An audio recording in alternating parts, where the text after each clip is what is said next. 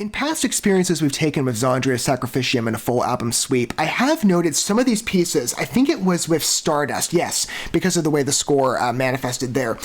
I noted a key inspiration to going down the Diana von Giersbergen rabbit trail, which we will be developing a keen insight on going forward, and it is an extensive supply of work for sure. I'm just looking at Phase 2 considerations list, and there's a lot cataloged here. Anyway, I came across this video that, and this has happened to other artists as well. I'm thinking notably of Sarbenia's Emmanuel Zoldan. I saw the same thing, and probably other I know there are other vocalist extremes as well.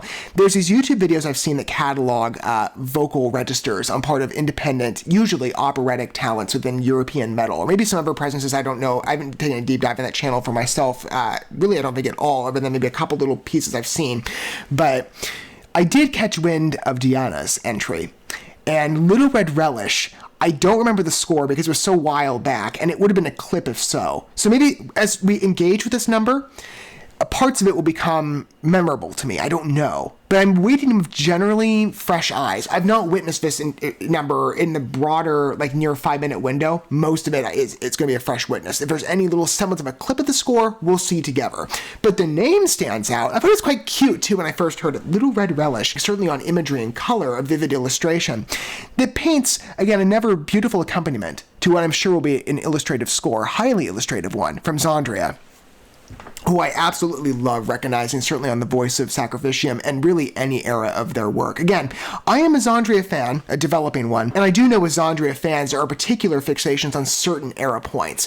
I happen to love all three, whether it be, that I've explored together alongside you, whether it be Manuela Crawler and the selection of songs we recognize from Neverworld's End together, or this deep dive we're taking with Diana von Giersbergen's time with the group via Sacrificium, that second EP, and then, the first EP, and then Theater of Dimensions, or in the present day, where I arrived to a familiarity with XANDRIA and exploration through Amber Vuverhees' membership via The Wonder Still Awaiting. I like all three entrances, but I won't deny, that this is definitely sitting in for me on effect as the golden era of XANDRIA with Diana's membership. She truly was a great asset to the group. Now, doing her own thing that I can't wait to get to, and that's going to be the treasure chest at the end of our Diana von Giersbergen history ride.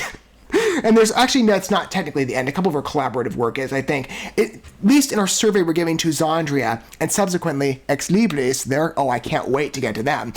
Ooh, just like XANDRIA. The Diana von Giersbergen rabbit trail has been waiting for some time, and we're going down it together in the midst of a XANDRIA history deep dive. I guess 2 journeys for the price of one at the same time. And how great on both counts. If you are new to XANDRIA and you're walking into Little Red Relish, I love that. Even the way you can say it is quite charming. If you're walking in with new eyes, I would recommend humoring Sacrificium in full, starting with the Initiator title track. And that, just trust me, Sacrificium will launch you immediately in such a reverential album. But if you want an even footing to all of us that might sit in understanding who this group is on voice, and whether we're developing fans or, to the credit of many of you, I know that advance me, more familiarized listeners, German-based symphonic metal with a prowess that is incredibly admirable. Again, for me, in what era you recognize. I won't deny that Diana's membership of the group gives this particular era quite a standout presence. I certainly see that as somebody who definitely has a love now for operatic metal, and that did not used to be my story. Not necessarily of operatic metal, but opera as a whole. Now I've just fallen in such mad love with it. I love anything classy, and plus, again, that imbued style within symphonic metal quite naturally. Anything of an orchestral and atmospheric type trait really is a welcome intrusion, an immediate tie for me. So XANDRIA's scores, sweeping, epic, cinematic. I love every entrance we've heard off of Sacrificium or any other pieces together, but coupled with her voice, man, Diana's a powerhouse, certainly on vocal reach and vibrato and performance. I'm really impressed with her. Let's continue down the ride of XANDRIA Sacrificium of Little Red Relish and see if something comes back to me based on, again, that little semblance of a cue I remember was recognized with this number, though I forget exactly how it sounded. But maybe it'll be a fresh reprisal journey. Generally, it's a fresh entertainment. The body of this work, I'd say maybe for more so like 4 minutes and 40 seconds, basically. Well, 4 minutes. No, not mine. It's a 4 minute, or about 4.5 minute song, a little over. So I'd say about 4 minutes and 20 seconds. That's all going to be fresh, at least, until maybe Little Red Relish comes back to my mind, or maybe not. Either way, we're entering the graces of a new XANDRIA track in our full album sweep journey through Sacrificium, warranted on direction again. A bit of a change to our journey, but more time with XANDRIA, the better, and more time with Diana von Giersbergen, even better. Anyway, here we go. Wow. Swift entrance. No soft footing, just from the get-go. Good pace. I love the twinkling beat of this. A lot of emphasis put on that note.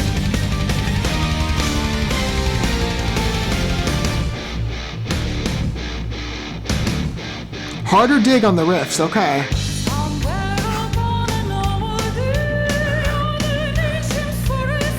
What a cheery presentation with the vocals.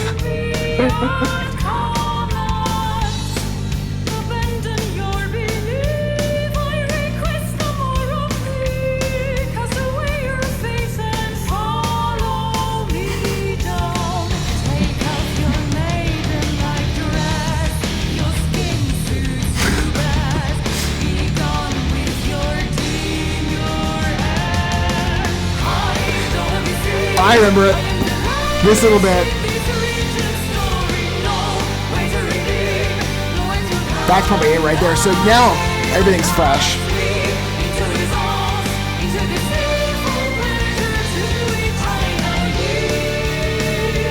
Wow.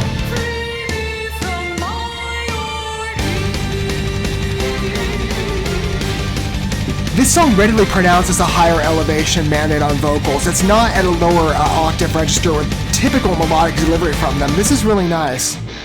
I like the shift.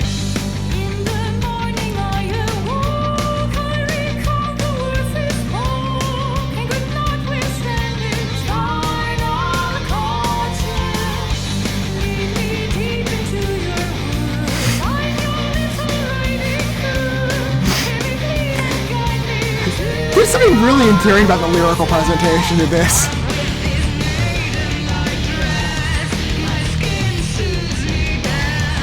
I like the tonal drift on vocals specifically.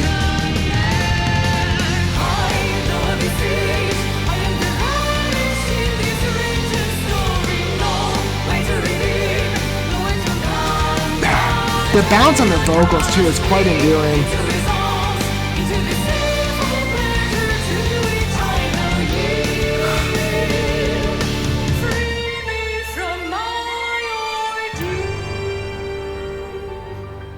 Okay, repression on the ferocity of a number. Or not. Let's see. Slow down a bit.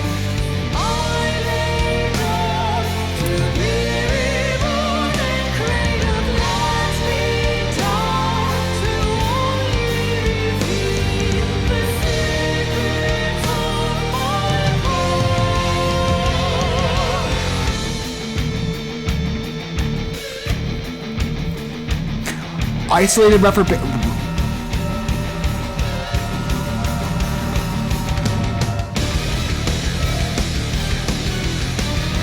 This one is such an interesting instrumental development, notably on this section.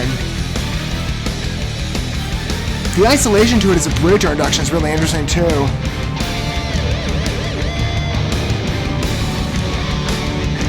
Good backing on it though. Interesting points of deviation from. Perfect effects on any extreme. And now we have the vocal re-entrance.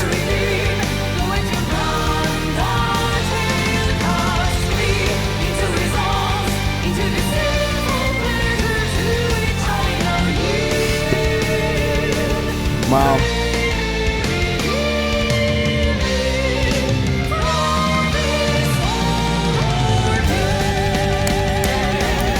Even if subtle, I love the vocal climb.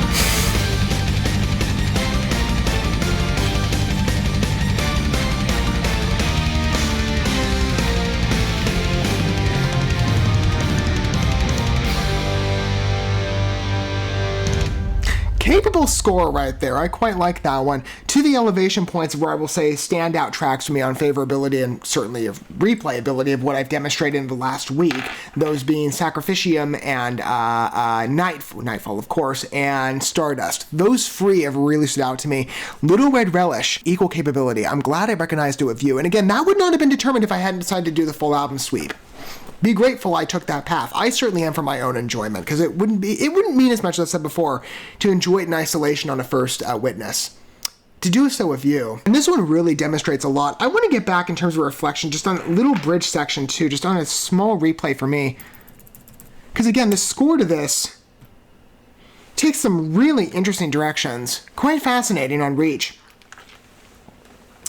From the way we begin and close, as well with that fast, piercing riff structure. Again, that's notable to XANDRIA, what I'd say a power metal stylized intrusion married very well to the symphonic tone. Though again, they're predominantly recognized for a symphonic influence, and that's clearly noticeable when you witness their works like Little Red Relish, again with the vocal decision to keep the verses, for the most part,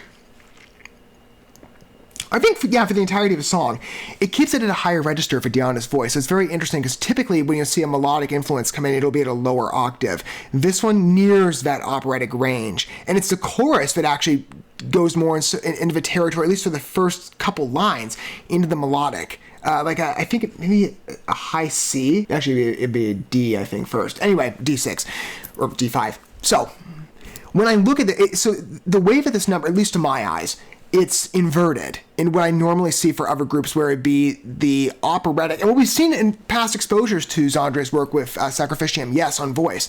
Many of the other pieces have interwoven the operatic reach into the chorus section, and there still is that drift towards the end, especially on the yield line. I love how that holds. With that shift, I think it holds it on a high E, and shifts into an F and then a retraction to an E. It is such a natural shift. Beautiful feed, quite linear in direction, but admirably just welcome. I love it. I love it. It's so small, but it's just such a nice cue to bring into the song to add just this little, I love the effect of it. It's just a sensational employment. Anything of Diana's vocal complement certainly is, but the choice to change pattern on this to, again, put the melodic in the chorus section, put greater emphasis there on that, if not intentionally directed a different way towards, like, for example, the end chorus. With that final line, I think, was that where it popped up? Yes. There's a natural differentiation that cues a split effect on contrast, but the voice of this number, not the instrumental, I'll get to that, but the vocals, to switch the roles between melodic and operatic to the different verse arrangements is really interesting. I like that point of separation. With such a fanciful language, to be gone with your demure air. Dive into this crimson mare. Good visual illustrations. By the way, the Little Red Relish, is that in any way linked to an inspiration of Little Red Riding Hood? I mean, I wouldn't know. Again, I'm approaching this from a completely, outside lens on information. So, if you have a better window of clarification as to intention of a number in the storytelling, and perhaps familiarity to maybe different facets of European folklore or culture, I'm not exactly sure what I'm seeing here in the storyline of Little Red Relish. I still find the name quite charming, but feel free to chime in down below on that front if you wish to, and educate perhaps all of us who might be at a point of debate of what exactly that is picturing. But I can see the synonymy on tail, certainly from my roughened understanding of a Little Red Riding Hood story of many years ago, notably.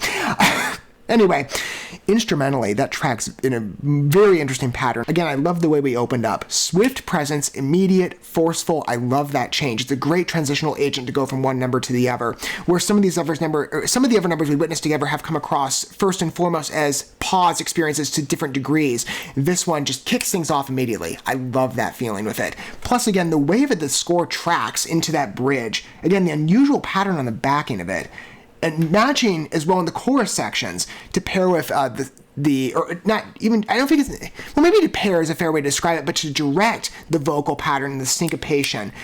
Really nice personality to the song. I'm quite in love with Little Red Relish, even just on one listen.